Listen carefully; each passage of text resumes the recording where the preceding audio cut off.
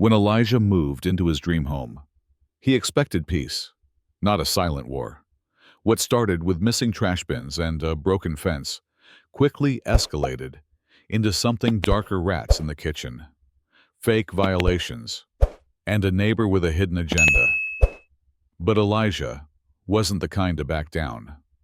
This is the story of how one man exposed a quiet tyrant, unraveled a neighborhood conspiracy, and took back his peace with the truth as his weapon. Elijah Mercer moved into Ravenwood Estates with quiet hopes. After years of saving, sacrificing, and renting in cities that never felt like home, he finally had a house with trees in the backyard and room to breathe. It wasn't just a house, but it was proof that he'd made it. He had no enemies, no complaints, no baggage. But within days, he had Meredith Cole. She introduced herself with a smile so practiced it was practically laminated. She complimented his landscaping, then mentioned his trash cans were left out too long, complimented his paint color, then suggested the HOA preferred something less bold. Elijah brushed it off. Maybe she was just particular. Maybe she needed to feel important. But then, small things started happening. His garden hose was sliced. Once. Then again. Packages went missing. One morning, he stepped out to find his backyard gate unlatched and swinging open. That same day, the HOA issued him his first violation yard clutter. The photo attached was of a single gardening glove left near the shed. He laughed, briefly. Then the rats came. The first was in the pantry. Elijah figured it slipped in through the dog door. He sealed it, cleaned, and set traps. The next night, there were 2, then 5. By the end of the week, he found one sitting in his sink. He called pest control. The exterminator searched every crawl space, every vent. Nothing. No entry holes, no droppings outside. "I've never seen anything like it," the man muttered. "They're just showing up," that night. Elijah didn't sleep.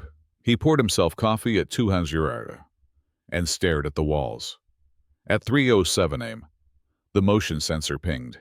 He pulled up his security feed and leaned closer. There she was, Meredith Cole, hair in a bun, gloves on, holding a box. She tiptoed through the side yard and crouched by the fence. Then she opened the box and a dozen rats poured out like floodwater. She watched them scatter before vanishing into the dark. Elijah froze. It wasn't a prank. It was war. The next morning, health services knocked on his door. "We received a complaint." The inspector said, "Anonymous tip." Something about a hazardous infestation. Elijah offered coffee and played the footage. The inspector stared at the screen. "Is that?" Your neighbor Elijah nodded. "Jesus, I'll file the real report." The inspector said, "This'll go to the county. You'll be cleared." But Elijah knew that wouldn't be enough. Bureaucracy didn't undo reputation. He had heard the whispers, seen the side glances. Meredith had already begun poisoning the well, so Elijah posted the footage to the neighborhood Facebook group. No caption, just the video, the rats, the box. Meredith in night vision, looking like something out of a true crime documentary. The post blew up. At first, people reacted with disbelief. Then came the private messages. "She did this to us, too. I left because of her. I thought I was going crazy." But Meredith wasn't done. 3 days later, Elijah found a notice stapled to his door, "Immediate HOA eviction due to health violations." It wasn't signed by any board member, it wasn't legal. But it looked official. And that was enough to make some neighbors avoid him entirely. Elijah didn't get mad. He got organized. He printed every message he'd received, screenshotted Meredith's fake legal letters, past complaints, and copied everything to a thumb drive.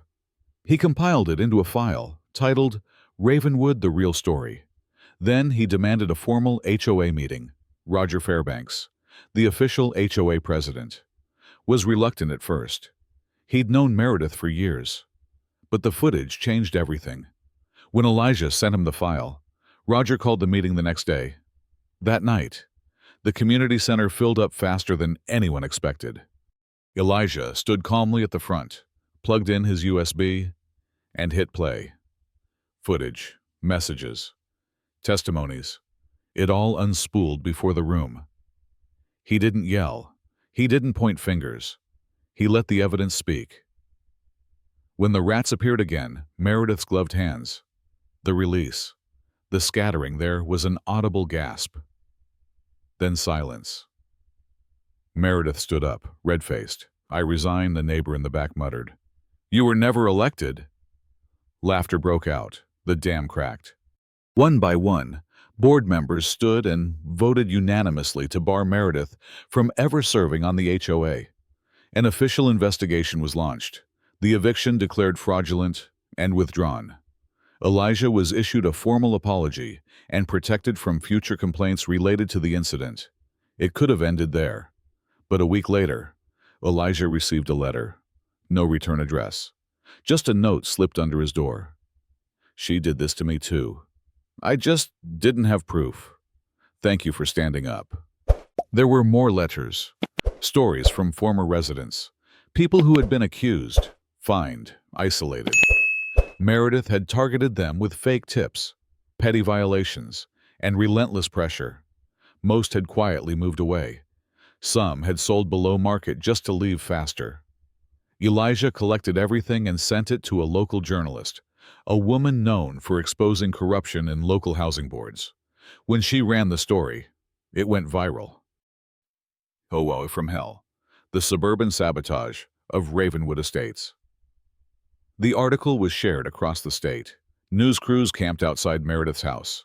Investigators found even more fake pest control contracts, falsified signatures, and a string of anonymous complaints traced to a burner phone registered to a shell company. The state attorney's office opened a case. As for Meredith, she moved out in the middle of the night. Her house sat empty for months before being listed quietly, far below value. No one in Ravenwood spoke her name out loud anymore. But her legacy remained etched, not in fear, but in change. The HOA rewrote its bylaws. No more unchecked authority. All complaints required board signatures and evidence. No member could act unilaterally again. And Elijah, he stayed. He rebuilt the trust Meredith tried to burn, hosted cookouts, helped neighbors with their fences, laughed again, slept again. Not because things were perfect, but because the poison had been removed. Sometimes peace doesn't come from silence. Sometimes it comes from turning on the lights.